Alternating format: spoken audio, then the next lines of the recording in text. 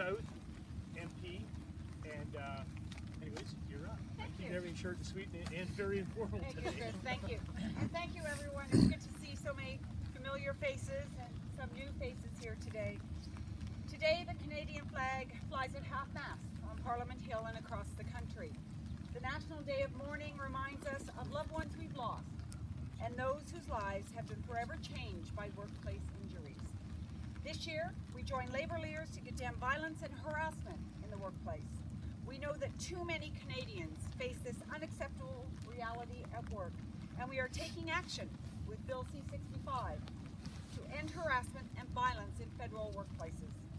However, we know that legislation can never be a full fix for this pervasive culture in Canadian workplaces. Culture change requires hard work, and it will take all of us to see that change through.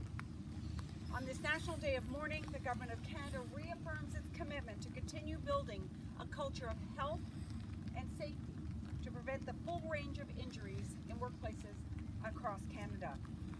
Everyone has the right to a healthy and safe workplace and to return home safely at the end of their workday.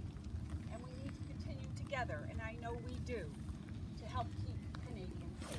Thank you. I'd like to welcome up Lou Rinaldi. Lou, of course, is MPP of Northumberland, Peterborough South. Northumberland, Queenie West, yeah. Oh, okay. For another month or so. Oh, okay. Another month or so. Okay, my correction. Anyway, it doesn't matter, we're here. I was memorizing that all night, too. Look, Chris and the Labour Council, thank you for keeping the torch burning. Yep. Because this is so important to remember when somebody leaves home in the morning or at night for a night shift. The expectations are that they're going to be home safe and sound, not in a hospital bed, not even beyond that. So it's something that we as citizens, we just take it for granted. That's what happens every day. Unfortunately, to some of our neighbors, friends, that's not the case. So we need to remember, and until we eradicate the injuries or death in the workplace, we should not stop. It's incumbent of not just government, but all of us to make sure that happens. So again, Chris, thanks to you and Labour Council for keeping this torch burning. Thank you. Thanks. Yep. I'd like to welcome Kim Kent. That's quite a name, actually. I like it. Kim is going to have some inspiring words from the Canadian Labour Congress. Okay. Hi, I'm bringing greetings on behalf of the officers and staff representing the 3.3 million workers that are affiliated to the Canadian Labour Congress. The National Day of Mourning began with a motion from the Canadian Labour Congress in 1984, prior to it being adopted by the federal government into law in 1991. And now this National Day of Mourning is observed in over 100 countries worldwide. It's on this day that we remember and honor those who have paid the ultimate sacrifice and never come home at the end of the day.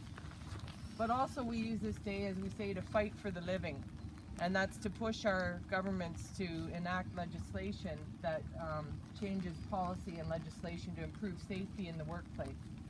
The most recent statistics from the Association of Canadian Workers' Compensation Boards tell us that in 2016 there was 905 workplace deaths recorded in Canada. Added to these is almost 250,000 claims that were accepted for lost time injuries in Canada.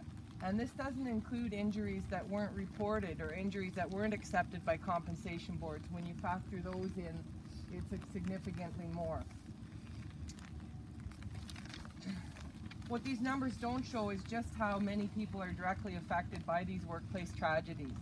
Every worker death impacts the loved ones, the families, the friends, the co-workers that they leave behind, changing all of their lives forever.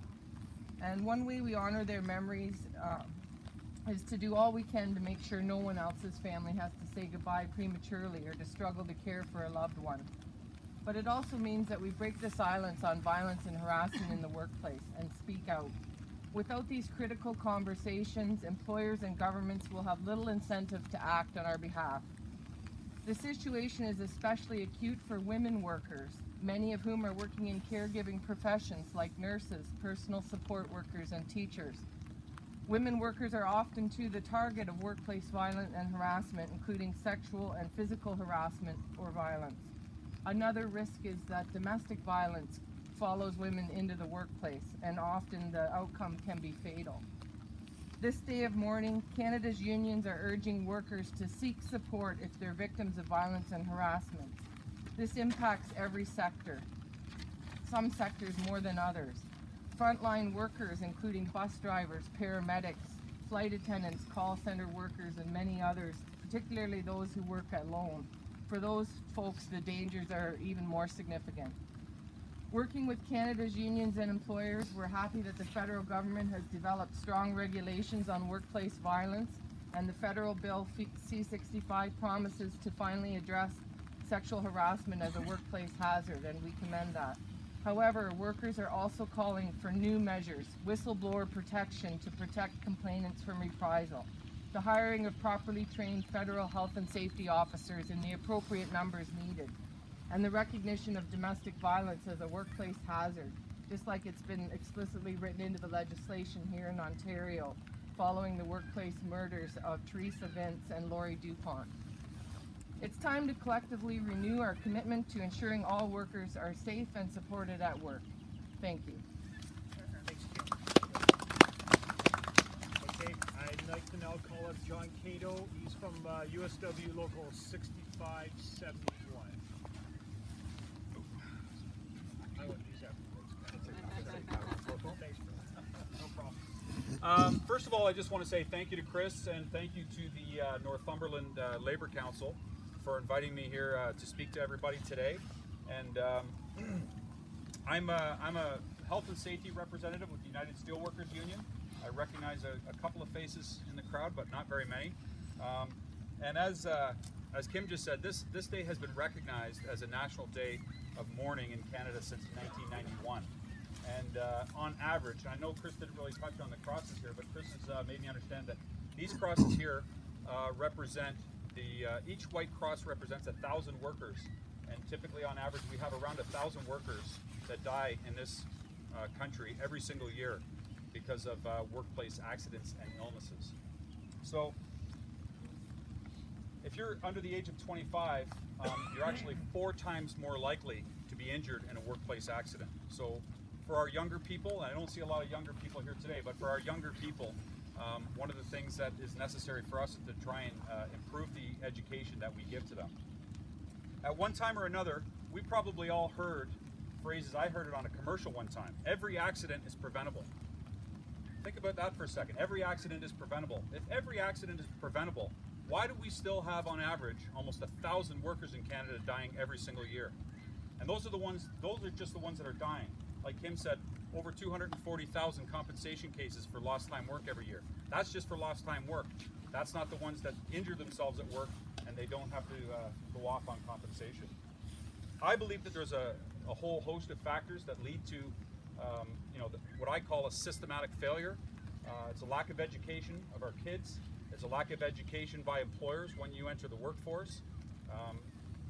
We don't have enough government inspectors. I mean, our government inspectors are running around putting out fires and investigating accidents after they happen, rather than being preemptive and trying to investigate workplaces to make sure that they're adhering to health and safety regulations. Average working people in this country just simply don't receive a proper education in regards to what their rights and responsibilities as a worker are. But think about that for a second. You go to school, and I remember when I was in school, it was quite a few years ago, but I still remember. I didn't receive any training or knowledge on what my rights were as a worker in the province of Ontario. We go to school to prepare us to become adults and to enter the workforce. And I've got 2 teenagers at home, and just to make sure I wasn't, going to be out here talking some bull, I asked them both before I left the house today. I said, "What's your rights as a worker?" Neither one of them could answer me. The legal age for work in Ontario is 14 years old. So picture that. We have 14-year-olds entering the workforce. And a lot of times you think, oh, you know what, my kid goes and gets a job at Tim Hortons or McDonald's and enter the fast food industry, and they're working around ovens and stoves and boiling grease and boiling water whole host of hazards, and nobody has trained them about their rights as a worker, okay? The phrase that I hear the most times when describing that whole situation is that they don't know what they don't know. In addition to that, we also teach our kids to be respectful, which nothing wrong with that, respect your elders. But when they enter the workforce, who's their supervisor? Quite often it's somebody that's older than them, should be more knowledgeable than them. Their supervisor gives them some kind of a direction or an order, and they've been taught, you listen to your elders. The fact is, sometimes our elders and our, the people that we look up to, they need to be questioned. And, sometimes they must be questioned. And it doesn't have to be respectful, but we should be teaching our kids to ask questions, and if they're not sure about something, especially ask questions then, okay? Imagine you're a teenage kid. It's your second day on the job, and your supervisor just gave you a direction to do something that you're not sure about. What's going to be going through your head, right? I know what geez, I'm not sure, but he's my supervisor. He should know better. He wouldn't tell me to do something unsafe. If I speak up, if I say something, maybe I won't get very many hours, or, even worse, maybe I could lose my job. Some of you will know the story of David Ellis. David Ellis, the steelworkers have a scholarship that we hand out on an annual basis that's in David Ellis's memory. David Ellis was an 18-year-old worker who worked in a bakery in Oakville back in 1999. It was his second day on the job, and he was killed in an industrial accident. He was crushed to death in an industrial mixer. David had received no training, and his company was fined $62,500, and his supervisor spent 20 days in jail. So you think about that. There's a kid, second day on the job, he's had no training, he loses his life, and his supervisor gets 20 days in jail. I spent some time over the last couple of weeks asking people, what do you think you would get in terms of a prison sentence if you were implicated in the death of a person? And I got answers ranging anywhere between 5, 8, 10 years. But that's in the death of a person. We're not talking about the death of a person, we're talking about the death of a worker. And somehow, the death, a worker's life is valued less than a person's life, even though a worker and a person is one and the same. I already spoke a little bit about, the lack of government funding that we have for adequate inspectors. One of the things that I recall, I work at a steel plant, and I'm the health and safety guy there. I've been working there for just over 20 years. I can remember when I was in my orientation period. And by the way, here's one for you. When I was going to high school, my unionized high school teacher taught me that unions were a great thing 100 years ago. But we don't have any need for unions anymore because we've got all these wonderful labor laws now that protect workers. Unions are just a bunch of dinosaurs. And you know what? I left high school and I actually believed that. And it didn't take me very long until after I started working at the old steel plant to realize that my teacher didn't necessarily know what she was talking about. My first week in the plant during my orientation, the former health and safety guy came in and gave us a little talking to. And, we were sort of half-assed paying attention until he says, in this plant, we have a death on average about once every 6 years. And he said, you know what? It's been about 6 years since our last fatality. That kind of makes you pay attention a little bit more when somebody comes out with a fact like that. And actually, he was wrong. It had only been 3 years since the last fatality. Well, now I'm the health and safety guy in the plant. And when I go and meet by the way, we haven't had a fatality since 1994. And I usually do a little knock on wood there, but I'm the health and safety guy now. And when I meet with the new guys that come in the door, I tell them the same story. I tell them the story that Mel Dempsey told me when I started at the plant. I said, hey, this is what he said. We have on average, we have a death here once every 6 years. And I said, just so you guys are aware, that's a 1997 statistic, but they don't need to know that part, right? The reason why I do that is because I want to scare a little bit of sense into them. I want them to understand where they are, right? I want them to understand the sense of urgency. I want them to understand that if they don't pay attention, if they don't absorb the training that they're being given, they could be the ones that are paying the price. They could be the ones that, they could be represented by one of these crosses here. The story of David Ellis and the tragic story, there's thousands of stories like David's, thousands of them. And all of those stories are represented right here with these crosses. So We need to provide better education for our children before they enter, through the school system. I think that we need to put some pressure on employers to do a better job of training workers, because what I've seen in my experience is that employers will train the workers, but employers only train the workers to the extent that they can tell some government inspector that comes in, if they get audited, that they've met the minimum requirements. They put them through training, and when they come out the other side of training, the worker might not necessarily understand the training, but the employer can demonstrate, well, I provided it. If he didn't understand it, that's not on me, right? And we need to be better. We need to be better. So almost 1,000 workers a year, it's too many, right? And it's not going down. So I know that the latest numbers for just the province of Ontario for 2017, 227 workers in 2017, only from Ontario, lost their lives due to workplace accidents and illnesses. So those are the things that I believe that we need to do in order to make things better. And we have a saying in the labor movement: kill a worker, go to jail. And that's the thing that we're pushing for. So today, the National Day of Mourning, and the other thing that we say is we'll continue to mourn for the dead, and we'll continue to fight like hell for the living. Thank you very much. John came forward actually and came ahead as the keynote speaker there after I asked him, and he came back the next day, and I don't know if you recall this or not. He's kind of nervous a bit. He said, "Why do you want me to be the keynote speaker? Why are you asking me?" And it was out of respect, because the words from committee members, and I know there's committee members in the crowd, just as John said, the committee members are our front line. They're the ones that are trying to bring to management's attention. They're the ones that are out there probably lobbying the governments to make change for the workers, for the protection. And John touched on the crosses, and it was 1991 that it was enacted in Parliament. So if you think about it, 27 years later, every man, woman, and child, obviously in the town of Coburg, has perished, and more. So the surrounding areas, taking into account Baltimore, they're perished. They're the actual factual numbers recorded by WSIB. And just as Kim, I think, pointed out, that a lot of workers aren't counted under that WSIB. Whether you are part of WSIB or farming, you may not be a statistic underneath that, and it's showing the causal relationship between your illness, injury, and workplace death back to the workplace. It becomes very difficult for a lot of workers. And I commend the Health Safety Committee members, just as I have at my union meetings the odd time, that I commend the Health and Safety Committee members for the work in which they do for fighting in the trenches. And also to the management people, because the management people are also, too, part of that committee. And we sometimes get into pretty good discussion at work. I know it probably happens at all workplaces, but it's through that trying to resolve the issue to better the actual workplace. And that should be our end result, what we're trying to do.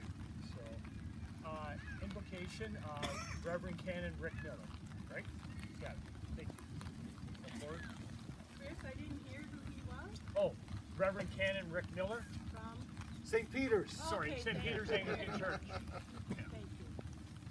Ask you just to take a moment to think of what you've heard over the last few minutes, and to let your minds think about that and your hearts feel it.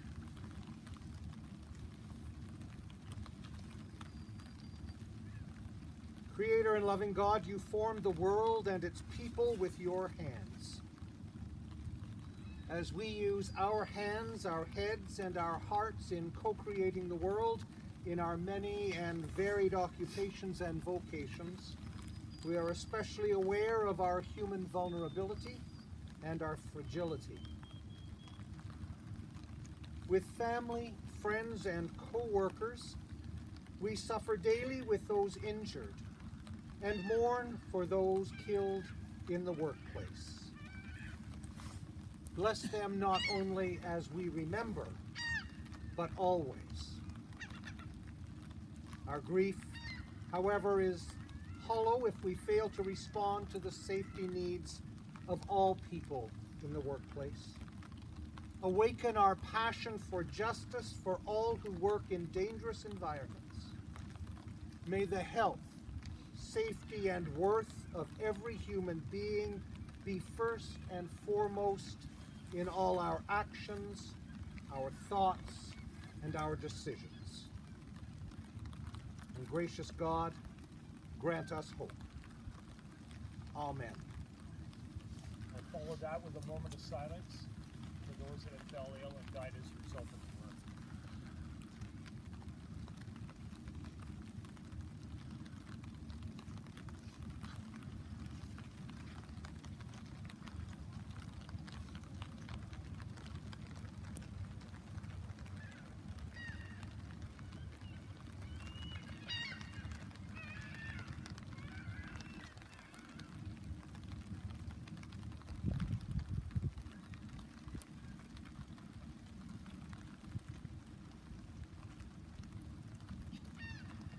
Thank you. Mary? Ready, sir? So Mary Ito, our piper for the day, it's on the program that I haven't issued yet. Mary Ito, we're glad to have her, and she's going to play Amazing Grace. Who's ever got a wreath can now come forward and place them over by the crosses, right?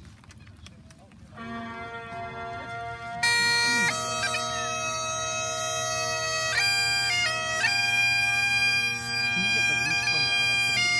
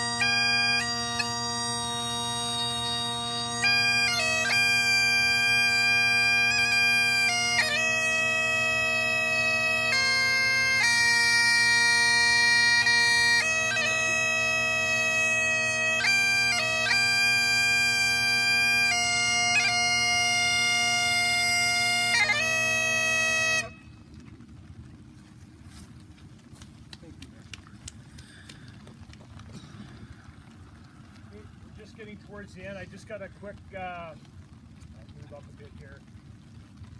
A bit of a poem that I bought this book a while ago. I've got the utmost respect for one of the locals, USW 1005 out of Hamilton. I've gotten to know them quite well over time, but support the injured workers, heed them when they call. An injury to one is an injury to all.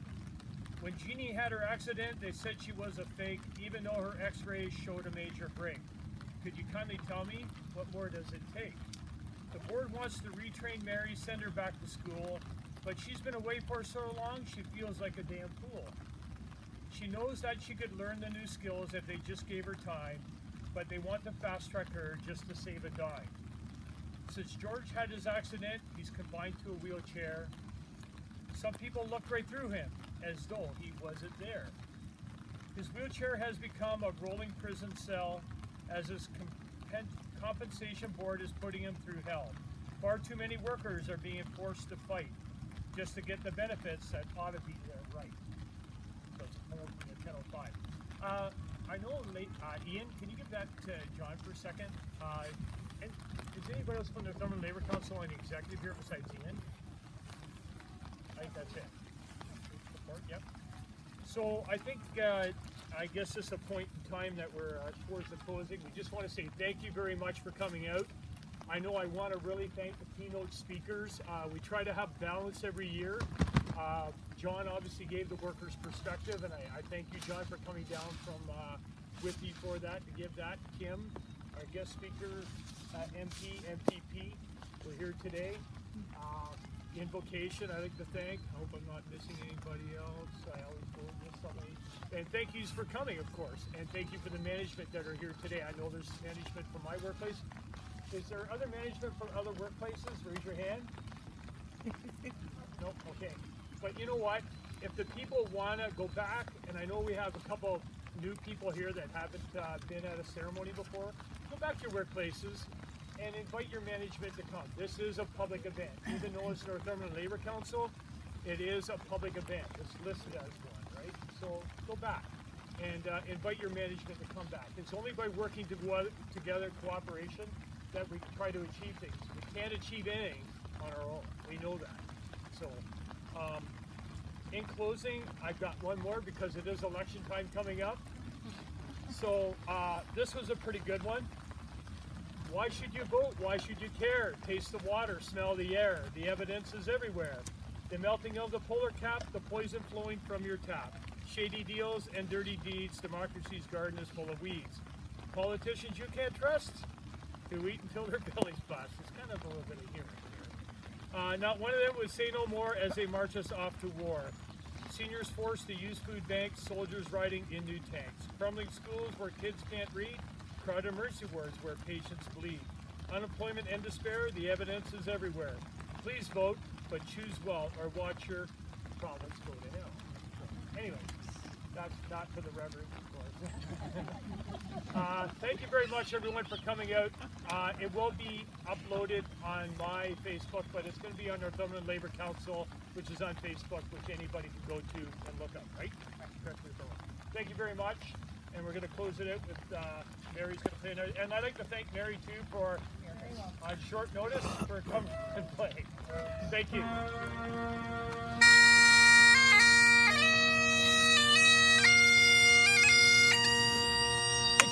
For looking after that. I'm gonna.